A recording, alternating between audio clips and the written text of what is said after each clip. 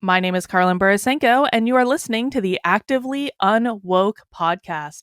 If you're ready to do something in the real world to fight back against this woke cultural revolution that we are all in the midst of, I hope you'll consider picking up a copy of my book, Actively Unwoke, the ultimate guide for fighting back against the woke insanity in your life. It is available in hardcover, it is available on Kindle, and if you're enjoying this podcast, you might consider picking up the audio version on Audible. It is read by me, the author, and I really hope you enjoy it. Links to purchase are available at activelyunwoke.com. So today I want to shift gears from some of the things we've been talking about in this podcast, because mostly in my work, I do tend to focus on critical race theory and how they're using race as the most divisive concept. Now, that's not to say I don't touch on the gender stuff or queer theory or any of the other crazy parts of critical theory. Race is still the most dominant thing that they're doing, regardless of where the news cycle has gone. They are still using race in schools all over the country. And so that is where I do tend to spend the most of my time. But we would be remiss if we didn't discuss what is going on with gender theory, queer theory, and probably one of the most disturbing things of all about what the woke progressive left are doing, trying to make pedophilia a normalized concept. Yes, they really are doing this. Now, this is something that if you aren't fully immersed in woke. Now, this is something that if you aren't fully immersed in woke culture, you might not even come across, you might not even hear about. But it is happening. It's happened on more than one occasion, and I'm going to prove it to you. And what is the end game of trying to normalize pedophilia? Of all the things they can normalize, what is the end game? Well, I'm going to tell you what I think it is. I think that they are trying to make pedophiles, or what they call a minor attracted person, a protected class under federal law. I am absolutely positive that's their end goal here. You might disagree with me. If you do, leave me a comment or send me a message and let me know. But I am absolutely convinced that they are trying to protect pedophilia by law. And I'm going to explain why in this podcast. I did write an article about this on my Substack, karlyn.substack.com, karlyn.substack.com. It's called The End Goal. They want to make pedophiles, or minor attracted person, a protected class. And they're not even being subtle about it. Let's read from the article. This will be one of the most screwed up things you read all day. But you must read it, because you must understand just how depraved the woke ideology on the progressive left is. The end goal of radical gender ideology, queer theory, grooming, etc., is that they want to make being a minor attracted person, or a MAP for short, into a protected class. Currently, Title VII of the Civil Rights Act of 1964 prohibits discrimination in virtually every employment circumstance on the basis of race, color, religion, gender, pregnancy, or national origin. In other words, if you are an employer, you can't fire people or refuse to hire them in the first place based solely on any of those traits. This is federal law. They want to add minor attracted person to the list of protected classes. If they are successful, that means that employers cannot discriminate against someone for being a pedophile. That means they can get a job as a kindergarten teacher, and it would be illegal to fire them for being a pedophile. They could get a job as a bus driver, a janitor, a gym teacher, a social worker assigned to work with vulnerable kids, etc. And it would be illegal to fire them for being a pedophile. Even more, it could potentially be a violation of their civil rights if you refuse to hire them in the first place. They could literally put minor attracted person on their resume and all over their social media, and then argue that the reason you didn't give them the job as the kindergarten teacher was because they were a minor attracted person, and then sue you for your trouble. This is what happens when you make something a protected class, and they'll achieve that by making the public believe that being a pedophile is no different than being gay. They are trying to normalize being attracted to minors and shame people who judge that as bad. This video made the rounds on social media the other day. The commentator made it clear that she is using the term minor attracted person instead of pedophile because she thinks pedophile is just a little too judgmental. I'm doing this because the term pedophile has moved from being a diagnostic label to being a hurtful insult that we hurl at people in order to harm them or slander them, she said. Let's listen to the full clip here. Folks, my name is Miranda. I use she, her pronouns, and I'm a licensed professional counselor and sex therapist in Erie, Pennsylvania. And today I want to talk about minor attracted persons.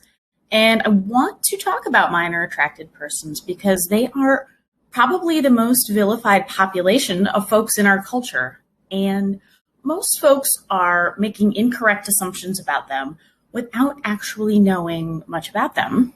And those assumptions create harm for an already marginalized population. You may have noticed that I'm using the term minor attracted persons, sometimes abbreviated to MAPS, instead of the more commonly used term pedophile. And I'm doing this because the term pedophile has moved from being a diagnostic label to being a judgmental, hurtful insult that we hurl at people in order to harm them or slander them. I also prefer person-first language that recognizes that any label we might apply to a person is only part of who they are and doesn't represent everything that they are. We are all people first with many different facets or parts of ourselves, and this includes folks who are attracted to minors. So to start with, let's talk about what a minor attracted person is or who they are. This term simply means that the person has an enduring sexual or romantic attraction to minors. They've not chosen this attraction, just as the rest of us have not chosen whatever our attraction is. You don't get to choose to be heterosexual or to be gay or whatever you are, and you don't get to choose to be a minor attracted person. Some minor attracted persons are attracted to a specific age range of minors, while some are not. And some minor attracted persons are exclusively attracted to minors and are not attracted to adults at all. Some minor attracted persons are also attracted to adults. They are teaching people that being a pedophile is the same as being gay. In that video, did you notice that she also said, "They've not chosen this attraction, just as the rest of us have not chosen what our attraction is. You don't get to choose to be heterosexual or choose to be gay or whatever you are. You don't get to choose to be a minor attracted person." Well, they claim. And this is not the first video like this to surface. In November, a video of a professor at Old Dominion University surfaced where they argued, because they use they-them pronouns, obviously, they argued that we need to normalize the term minor attracted person because that's what pedophiles feel comfortable being called. Let's listen to the clip. So much for that question. I use the term minor attracted person or MAP in the title and throughout the book for multiple reasons. First of all, because I think it's important to use terminology for groups that members of that group want others to use for them. And MAP advocacy groups like Before You Act have advocated for use of the term MAP. They've advocated for it primarily because it's less stigmatizing than other terms like pedophile. A lot of people, when they hear the term pedophile, they automatically assume that it means a sex offender. And that isn't true, and it leads to a lot of misconceptions about attractions toward minors. I've definitely heard the idea that you brought up, though, that the use of the term minor attracted person suggests that it's okay to be attracted to children. But using a term that communicates who someone is attracted to doesn't indicate anything about the morality of that attraction. They go on to argue. Stigma against MAPS is a problem, in part, because it makes MAPS think that they're monsters. That's really problematic in terms of MAP well-being. It's really hard to cope when you think you're a terrible person because you have attractions you can't change. Let's listen to this clip. Stigma against MAPS is a problem in part because it makes MAPS think that they're monsters. That's really problematic in terms of MAP well-being. It's really hard to cope when you think you're a terrible person because you have attractions you can't change. They want pedophiles protected by law. That is why they want to destigmatize the term and convince people that pedophiles are just born that way. They want to codify it as a protected class. They are fighting for the rights to be pedophiles. They are fighting for the rights of pedophiles to be kindergarten teachers, bus drivers, janitors. And if they win, there will be nothing you can do to stop it. It would be a violation of their civil rights. This is where we are at, folks. This is really and truly where we are at. And this is why one of the things that I push hardest on above everything else is that average people just like you, just like the person listening to this podcast right now, wherever you are in the world, this is why we need to fight back. This is why normal people need to stand up and do something, because I promise you, they are not that far away from doing this. They are not that far away from accomplishing this. They really aren't. Give it maybe 5 years,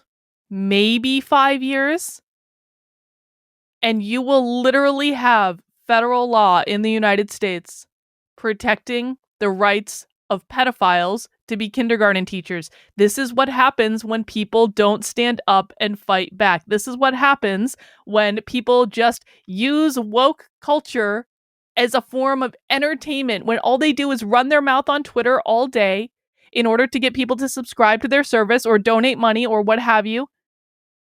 It's all fun and games until you literally have pedophiles being protected by federal law because your team has refused to do anything productive to fight back.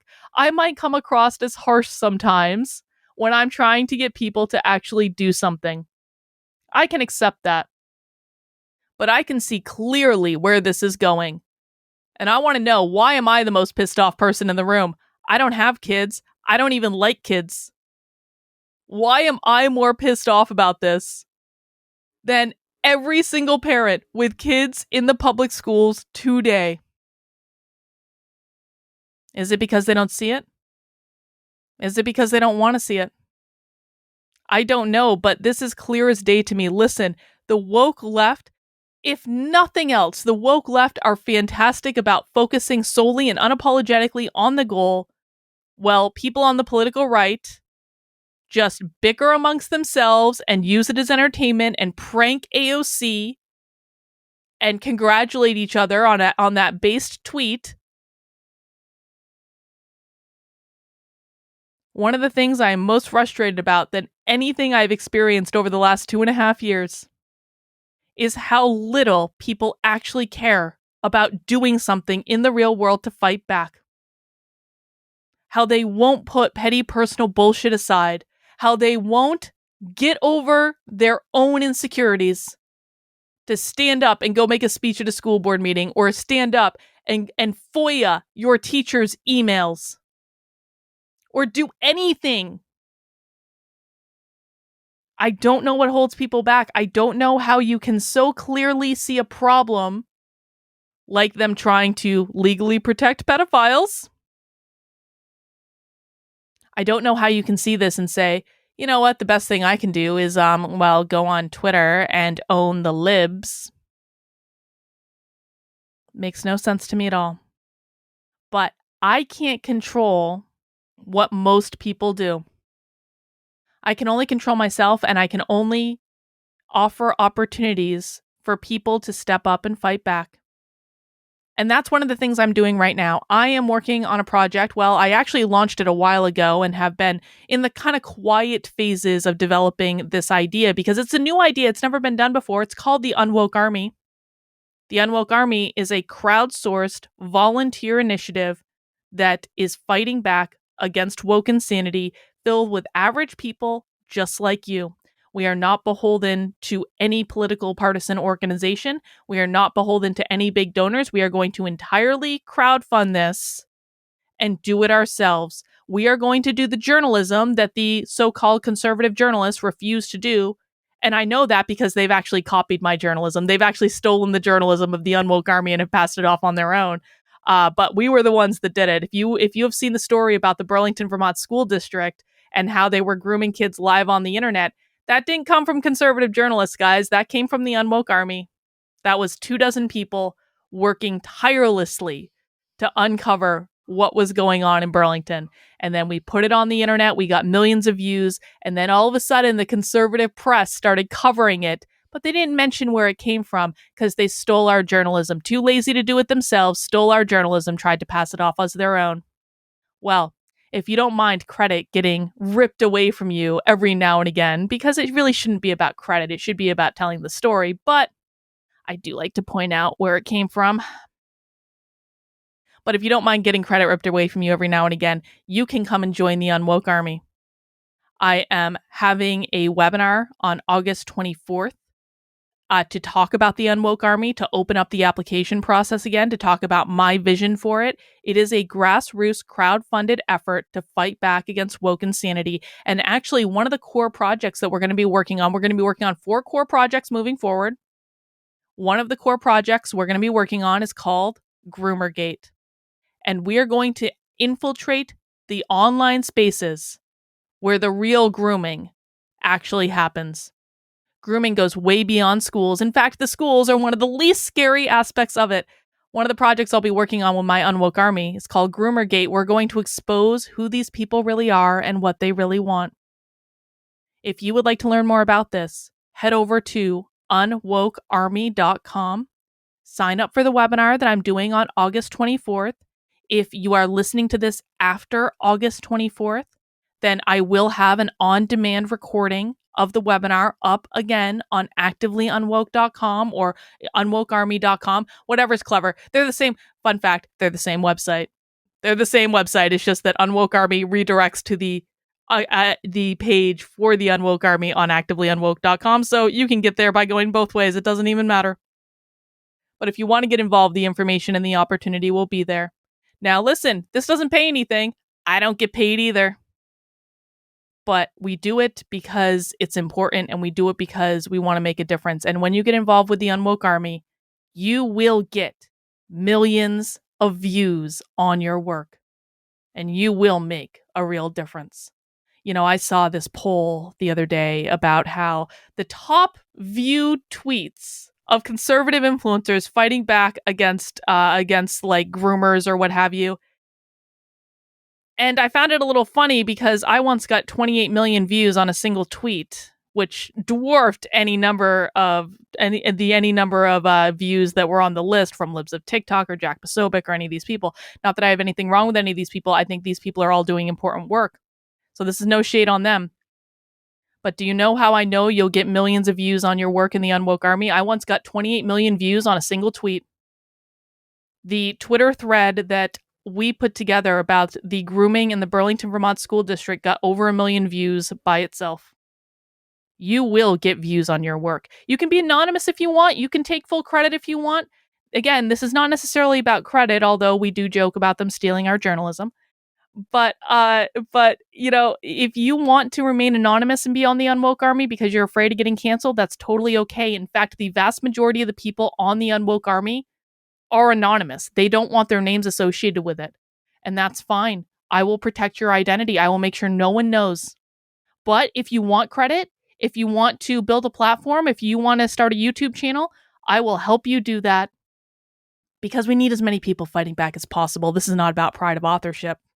I happen to be the front person for this simply because I am already accidentally in the public eye and I don't mind taking on that role, but I don't consider myself like the general of the Unwoke Army. I'm someone that's coordinating it. I'm someone that's offering the infrastructure for it. I'm someone that's offering the direction for it. And I'm trying to create a space where everyone can show up and do their best work. And I just happen to be the public face of it because I was already public anyway, and most people want to stay anonymous, and that's totally fine. As long as we get the work done and we get the information out there and into the hands of people who can actually do something with it, that's what's important. So again, if you would like to learn more, head over to unwokearmy.com. And if you'd like to support the work I'm doing with coordinating the Unwoke Army, leading the Unwoke Army, there are all sorts of ways you can do that. And you can find a list of those at activelyunwoke.com. You can support me on Patreon. You can support me on Locals. You can get a subscription in my Substack. There are other ways you can do too, but those are the main ones for right now. If you have other ways that you'd like to support the work I'm doing, please reach out to me. You can always reach me at activelyunwoke@gmail.com. That's all I've got for this one. I hope I didn't scare you too much, but you should be scared a little bit. When I wrote this Substack article last night around 1 a.m., I was a little scared. But I am correct. They are trying to make pedophilia a protected class. And I think we can all imagine why they're doing that. Now's the time to fight back. Don't wait for other people to do it. You've got to stand up and do it yourself. And I will help you along the way if you want to.